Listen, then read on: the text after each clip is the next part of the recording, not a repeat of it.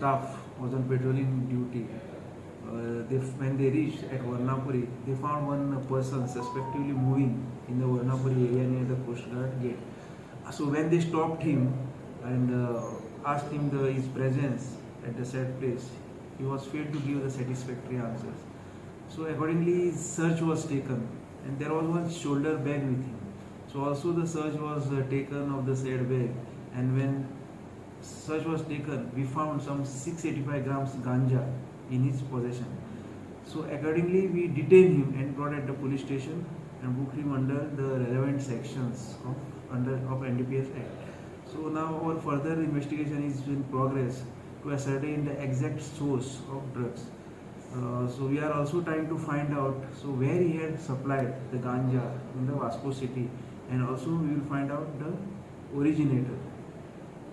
His name is Qutubuddin Abbas Ali Ansari, age 30 years. He is a native of UP. Being this is the first case, what is your... Yes, this is our first case of this year. So we will try to book maximum cases as per the information is received from the sources.